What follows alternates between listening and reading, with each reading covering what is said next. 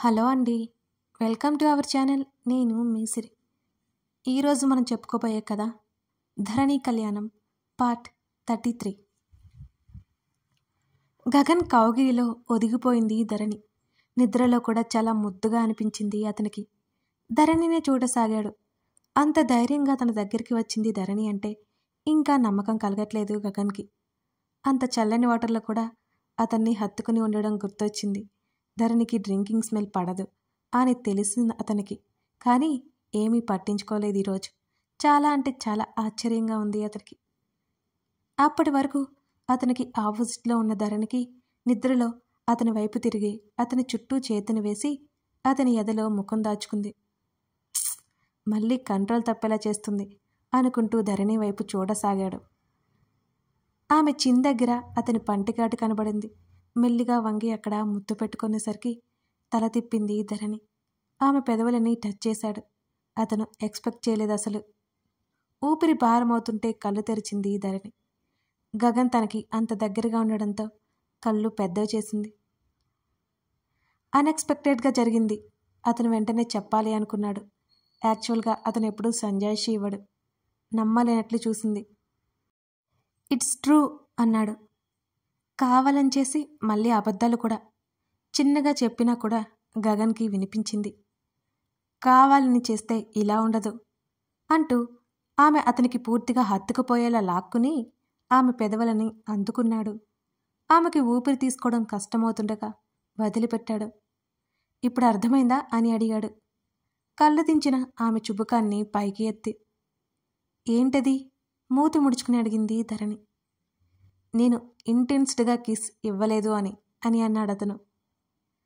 అది మీకే తెలియాలి ధరణి నెమ్మదిగా అంది. నువ్వు నమ్మట్లేదు. ఐ విల్ ఎక్స్ప్లెయిన్ అంటూ ఆమె నడుం మీద చిన్నగా నొక్కాడు. అతన్ని నెట్టేసి బ్లాంకెట్ చుట్టుకొని వాష్రూంలోకి పరిగెత్తింది ధరణి. గగన్ పెదవులు సాగాయి. ఆ అందమైన నవ్వు మిస్ అయింది ధరణి. చీర సరిచేసుకుంటూ వచ్చిన ధరణిని చూస్తూ ఉన్నాడు ఓరగా తల తిప్పి. మీరింకా నిద్రపోలేదా అని అడిగింది. లేదు అని ఆమెని చూస్తూ చెప్పాడు. ఎందుకని? వాటర్ తాగి బాటిల్ పక్కన పెట్టింది. నిన్నే చూస్తున్నాను, నిద్ర పట్టలేదు నాకు అని అన్నాడు అతను. అతని మాటలకి రెప్పలు వాల్చేసింది ధరణి. ఎరుపు అద్దుకున్నట్టుగా ఉన్నాయి ఆమె చెంపలు. ధరణి కమ్ అన్నాడు. సైలెంట్గా వెళ్ళి అతని పక్కన కూర్చుంది. ఆమె ఒడిలో తలపెట్టి ఆమెనే చూశాడు. కొత్తగా కనిపించాడు గగన్ ఆమెకి. తల వంచి అతన్నే చూసింది. Any problem? ధరణి కళ్ళలోకి చూస్తూ అడిగాడు. ఏం లేదండి అని అంది. మరెందుకు అలా ఉన్నావు అని అడిగాడు. అంటే నేను నిద్రలో ఉన్నాను, సడన్గా చేయి పడేసరికి ఉలిక్కి పడ్డానంతే ధరణి బదులిచ్చింది. సీరియస్లీ అని అడిగాడు అతను. ఆమె సమాధానం అదే. మీకు చాలా కోపం కదా అని అడిగింది మళ్ళీ. అవును, నన్ను నా వాళ్ళు నెగ్లెక్ట్ చేస్తే. ఐ కాంట్ అన్నాడతను. రియల్లీ సారీ అండి. ధరణి కంట్లో నీళ్ళు అతని చెంప మీద పడింది. ఇట్స్ ఓకే, డోంట్ క్రై అన్నాడతను. కళ్ళు తుడుచుకుంది ధరణి. మీకెందుకంత కోపం వచ్చింది అని అడిగింది. Actually today full tired and restless. నీతో టైం స్పెండ్ చేయాలనుకున్నాను అని అన్నాడతను. సారీ. అతని చేతిని తీసుకుని ముద్ద పెట్టుకుని గట్టిగా కళ్ళు మూసుకుంది ధరణి. Don't cry. కన్నీళ్ళంటే చిరాకు నాకు అని అన్నాడతను. అతని చేతిని మెల్లిగా వదిలి కళ్ళు తుడుచుకుంది. Do you love me? అతని క్వశ్చన్కి కళ్ళు తిరిగినట్లయింది ధరణికి. ఆమె ముఖం మళ్ళీ ఎర్రబడింది. వాట్ హ్యాపెన్ అని అడిగాడు ఆమె నడుము దగ్గర ముద్దు పెట్టుకుంటూ. మీరు అలా మాట్లాడకండి. మూతి ముడుచుకుంది. అతని చేతులకి గిలిగింతలు పుడుతుంటే అటూ ఇటూ కదులుతోంది. ఎలా మాట్లాడాను అని అడిగాడు అతను. మీరు ఆగండి, మాట్లాడలేకపోతున్నాను అని అంది ఆల్మోస్ట్ ఏడుపు మొహం పెట్టుకుని. నేనేం చేశాను? ఆమె నడుము వంపులో గీతలు గీస్తూ అన్నాడతను. మీ ప్రశ్న నాకేం నచ్చలేదు. మీరంటే నాకు ఎంత ఇష్టం అంటే నాకంటే ఎక్కువ ఇష్టం. మీరు లేకుండా నేను ఉండలేను. మీకు తెలియలేదా? మళ్ళీ మళ్ళీ అడుగుతారు ఎందుకు? ఇష్టం లేకుండానే నేను మీతో ఉంటానా? మూతి అంతా ముడిచేసింది చాలా వరకు. ఇష్టం లేకపోయినా ఉన్నావు కదా అని అడిగాడు. అప్పుడు కూడా మీరంటే ఇష్టమే, కానీ భయం. ఆమె ధైర్యంగా మాట్లాడుతుంది. ఆ విషయం ఆమెకే తెలియదు ఆ సమయంలో. అతను నవ్వాడు. నీకు నేనంటే వేలాకోలం మీకు. ముఖం పక్కకు పెట్టుకుంది ధరణి. నువ్వు కూడా నాకు ఇష్టమే ధరణి.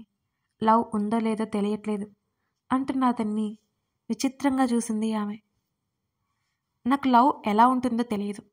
నేను అండర్స్టాండింగ్ చేసుకుంది మాత్రం లవ్ అంటే నువ్వు. లవ్ అంటే నీలా ఉంటుందేమో ఇదే తెలుసు. అతను పెదవి విరిచాడు. అతని మనసులో తన స్థానం ఏంటో మెల్లిమెల్లిగా అర్థమవసాగింది ధరణికి. అతని జుట్టు నిమిరి మెల్లిగా వంగి అతని నుదుటిన ముద్దు పెట్టింది. ఐ లైక్ దిస్ అన్నాడు యాటిట్యూడ్ చూపిస్తూ. నవ్వుకుంది ధరణి అతని మాటలకి. తర్వాత రోజు ఉదయాన్నే గుర్తొచ్చింది సూర్యకి. ధాత్రి ఎలా ఉందో చూడాలని ఆమె గదికి వెళ్ళాడు. ఇంకా నిద్రపోతూ కనిపించింది ధాత్రి. అప్పటికి టైం 8 గంటలయింది. కంగారుగా ఆమె నుదుటిన చేతిని పెట్టి చెక్ చేశాడు. బాడీ కూల్గా ఉంది. కాస్త రిలాక్స్ అయ్యాడు సూర్య. ఆమె ముఖాన్ని పరిశీలనగా చూశాడు. అతను కొట్టిన చెంపదెబ్బ అచ్చు ఆమె ముఖం మీద ఇంకా అలాగే ఉంది. గిల్టీ ఫీల్ అయ్యాడు. ఆమె ఎంత సున్నితంగా ఉంటుందో అతనికి అర్థమైంది. ఆమె పెదవి దగ్గర బ్లడ్ మరక కూడా ఉంది. షిట్! ఆమె మెడలో పసుపు తాడ కనిపించింది అతనికి. అది చేతిలోకి తీసుకున్నాడు. అప్పటి వరకు సూర్య వచ్చింది గమనించిన సైలెంట్గా పడుకుని ఉన్న ధాత్రి సూర్య పసుపు తాడిని పట్టుకోగానే భయంతో లేచి కూర్చుంది. మీకెన్నిసార్లు చెప్పాలి? ఇది తీయడం అంటూ జరిగితే నేను పోయాకే అంటూ విసురుగా అతని చేతిలో పసుపు తాడు లాక్కుంది. గుప్పిట గట్టిగా పట్టుకుంది. ధాత్రి, నువ్వు చాలా తప్పు చేస్తున్నావు. ఇది కరెక్ట్ కాదు. అంతగా ప్రాబ్లం అవుతుందనుకుంటే నీకు ఏ గుడిలో అయితే ఈ పసుపు తాడు వేశానో ఆ గుడిలోనే దీన్ని తీసివేస్తాను. అప్పుడు నీ ఏ ప్రాబ్లం ఉండదు అని చెప్పాడు సూర్య. మీకెన్నిసార్లు చెప్పినా అర్థం కావట్లేదండి. పదే పదే అదే ఎందుకు చెప్తున్నారు? నా మెడలో ఉంటే నాకేమీ సమస్య లేదు. మీరు ఇంకో పెళ్లి చేసుకున్న నేనేమి అడ్డురాను. అయినా మీరు నా మెడలో ఇది కడుతుంటే సాక్ష్యం ఏమీ లేదు కదా. మీరు భయపడక్కర్లేదు. ఇక మీరు వెళ్ళండి. అతను ఇంకా ఉంటే ఎక్కడ ఆ పసుపు తాడు లాగేస్తాడేమోనని భయం వేసింది ధాత్రికి. అసహనంగా చూశాడు సూర్య. ధాత్రి సూర్యకు దూరంగా కూర్చుంది. సరే, ఈ విషయం అందరితో చెప్పేద్దాం అని సూర్య అనగానే ఆశ్చర్యపోయింది ధాత్రి. వద్దు అని గట్టిగా అరిచింది. ఎందుకు వద్దు? నేను ఒప్పుకుంటున్నాను. అందరికీ చెబుదాం అన్నాడు సూర్య. నాకు ఇష్టం లేదు అంది ధాత్రి. నువ్వే చెప్పావు కదా నేను నీ భర్తని అని. నేను ఆ విషయం ఒప్పుకుంటున్నాను. పద చెప్పేద్దాం. ఎలాగో ధాత్రి ఒప్పుకోదని ధాత్రి చేయి పట్టుకున్నాడు సూర్య. వద్దు, నేను మా డాడీకి చెప్పలేదు. అయినా బాధపడతారు అని అంది వెంటనే. మరి ఇప్పుడు ఏం చేద్దాం? ఆమె దారిలోకి వచ్చినట్టు నటించాడు. నాకు తెలియట్లేదు కంగారుగా ఆలోచించింది ధాత్రి. నీ ముందు రెండు మార్గాలున్నాయి. ఒకటి, ఈ పసుపు తాడిని తీసివేయడం. 2, అందరికీ చెప్పేయడం. ఏది కావాలో నువ్వే తేల్చుకో అన్నాడు సూర్య. 2 నేను చేయలేను అన్నది వెంటనే. కుదరదు, ఏదో ఒకటి చెయ్యాల్సిందే. నాకు కొంచెం టైం ఇవ్వండి ఆలోచించుకోవడానికి అని అంది ధాత్రి. ఎన్ని రోజులు కావాలి అని అడిగాడు సూర్య. కనీసం 2 నెలలైనా టైం ఇవ్వండి అంది ఆమె. ఇన్ని రోజులా? ఎందుకు? 2 రోజులు చెప్పు అన్నాడు సూర్య. 2 నెలల్లో నా ప్రాజెక్ట్ అయిపోతుంది. అప్పటికి ఈ విషయం చెప్పేస్తాను. మీరు హ్యాపీగా ఉండొచ్చు అన్నది ధాత్రి. 2 నెలలు నేను ఒప్పుకోను అన్నాడు సూర్య గట్టిగా.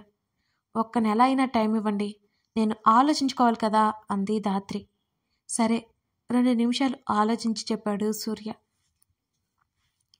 అలాగే అన్నట్టు తల ఊపింది. అక్కడి నుంచి వెళ్ళిపోయాడు. మీరు మామూలు తెలివైన వారు కాదుగా. నా ద్వారానే ఏదో ఒకటి చేయాలనుకున్నారు. ఈ నెలలోపు మిమ్మల్ని మార్చాలి అనుకుంది ధాత్రి. ధరణి, ఫోన్ పిలుస్తున్నా వినిపించుకోకుండా వెళ్ళిపోయింది ధరణి. అన్నోన్ నెంబర్ కనబడగానే లిఫ్ట్ చేసి చెవి దగ్గర పెట్టుకున్నాడు గగన్. హలో ధరణి. అటువైపు నుంచి దినేష్ గొంతు. హలో, నేను ధరణి హస్బెండ్ అన్నాడు అతను. దినేష్ నవ్వుకొని, నేను ధరణి బావని. నా ధరణికి ఫోన్ ఇస్తారా అని అడిగాడు. నా ధరణి అని దినేష్ అనగానే గగన్ పిడికిలి బిగుసుకుంది. ఎవరండి అంటూ లోపలికొచ్చిన ధరణికి సీరియస్గా ఉన్న గగన్ ముఖం చూడగానే తన ఫోన్ పట్టుకోవడం కనబడగానే సన్నగా వణుకు మొదలైంది.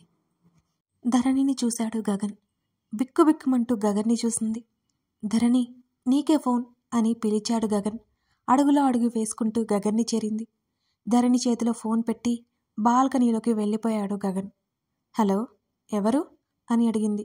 ఫోన్ చేసే వ్యక్తి దినేష్ అవునో కాదో తెలుసుకోవడానికి. నీ భావని ధరణి. చి, అలా చెప్పకు. నా అని నిన్ను కలపకు అని కోపంగా చెప్పింది. ఇప్పుడే నీ మొగుడుతో మాట్లాడా. ఫోన్ పెట్టేసిన తర్వాత నీకుంటుంది చూడు అని భయంకరంగా నవ్వాడు దినేష్. ఏం చెప్పాడనని భయపడిపోయింది ధరణి. కాల్ కట్ చేసింది వెంటనే. మెల్లిగా గగన్ దగ్గరికి వెళ్ళింది. ఏవండి పిలిచింది. వినిపించుకోలేదు అతను. నిజానికి ఆమె పెదవులు కదిలాయి, కానీ ఆమె నోట్లో నుంచి మాట బయటికి రాలేదు. నెమ్మదిగా అతనికి వెనుకకు వెళ్ళి ఏవండి అని అంది. వెనుక ఉన్న తన చేతిని పట్టుకుని ముందుకు లాగాడు గగన్. ఆ హఠాత్ పరిణామానికి ఆశ్చర్యపోయింది ధరణి. గగన్కి రైలింగ్కి మధ్యలో ఉంది తను. కళ్ళు పెద్దవి చేసి గగన్ని చూసింది. ధరణి మీద ఎత్తుగా ఉన్నాడతను. ఆమె తల అతని మెడ వరకు ఉంది. పర్వాలేదు, ఈ మాత్రం హైట్ ఉన్నావు అని గార్డెన్లోకి చూస్తూ చెప్పాడు గగన్. గగన్ ఎప్పటికీ తనకి అర్థం కాడు. మౌనంగా చూసింది అతన్ని. దినేష్ మాటలు నమ్మలేదని కూడా అనుకుంది కూడా. చీరలో బోర్గా ఉంది. చీర లోపల నుంచి ఆమె నడుం మీద చెయ్యి వేశాడు గగన్. మీరే కదా కట్టుకోమన్నారు అని ఒక్కొక్క మాట పేర్చుకొని చెప్పింది. చీర లోపల నుంచి ఆమె వెనుకగా చేయి వేసి దగ్గరికి లాక్కుంటూ, నేను కొత్తదనం కోరుకుంటాను ఏ విషయంలో అయినా సరే అని ఆమె చెవి దగ్గర గుసగుసగా చెప్పి ఆమె మెడ మీద పెదవుల ముద్రలు వేశాడు. కళ్ళు మూసుకొని అతని చుట్టూ చేతులు వేసింది ధరణి. గగన్ పెదవుల మీద నవ్వు వచ్చేరింది. చల్లటి గాలి వారిని తాకుతూ ఉంటే ఇంకా గట్టిగా హత్తుకుంది అతన్ని.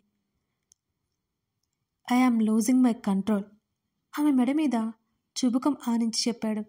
అతని రఫ్ బియర్డ్ గుచ్చుకుంటుంటే గిలిగింతలుగా అనిపించి మెల్లిగా అటూ ఇటూ కదిలింది. చటుక్కున అతని నుంచి దూరం జరిగింది. టిఫిన్ రెడీ, వెళ్ళాలి మీరు అని నవ్వింది. మెల్లిగా వంగి అతని చేతి నుండి విడిపించుకుని రూంలోకి వేగంగా నడిచింది. ధరణి, స్టాప్ అన్నాడు. త్వరగా రండి, ఇక్కడ ఉంటే మనం ఎప్పటికీ హాల్లోకి వెళ్ళలేం.